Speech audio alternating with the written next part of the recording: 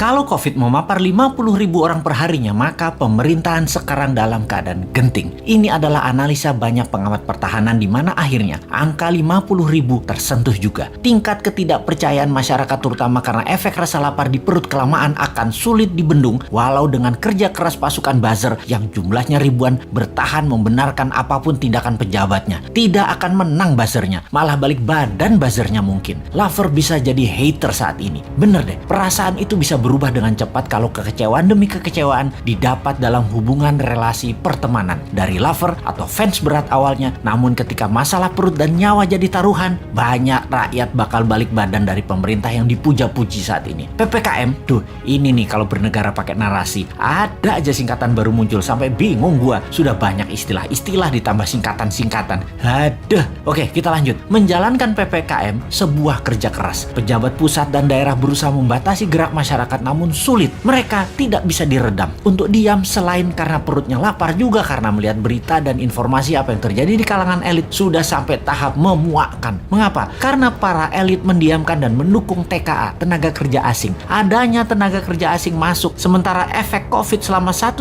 tahun ini ada 9,7 juta pengangguran karena pandemi ini, tetapi elit malah lebih mendukung TKA atau tenaga kerja asing. Hal ini sangat menohok hati masyarakat. Perbuatan memasukkan tenaga kerja asing tadi sungguh melukai banyak hati masyarakat. Ketika dipertanyakan kok diizinkan masuk, maka jawaban pejabat yang paling berwenang dan berkuasa tersebut adalah kita tetap harus dukung investor asing. Jangan sampai investor asing jadi kecewa dan merusak hubungan diplomasi dan ekonomi negara Indonesia. Asli saya enek perut saya mendengar pejabat tersebut bicara. Gila bener. Hak rakyat bertanya dikebiri dengan jawaban picisan dan hak rakyat untuk sehat dipermainkan. Rakyat lapar, Pak. Kok nganggap Tiongkok satu-satunya dewa penolong sih? COVID meledak ini adalah kegagalan Anda juga penanganannya. Kegagalan mengelola negara dan hebatnya pejabat yang maha serba bisa itu mengatakan kita minta bantuan Tiongkok. Gua blek pol lu Tiongkok mau bantu gratis apa? Lu gile. Lalu di sebuah podcast jawaban Anda pedagang bener deh. Asli Anda ini pedagang. Gua pikir lu negarawan. Kok bisa yang maha baik di pucuk pimpinan masih menggunakan orang seperti begini? Ampun Gusti. Ujian apa bangsa ini sampai diberikan dan mendapat pemimpin dan pejabat model begini? Wahai Tuhan yang maha membalikkan hati, sudahilah hati mereka yang tersangkut karena kesederhanaan pencitraan menjadi mereka mendapat melihat dari sisi yang lain.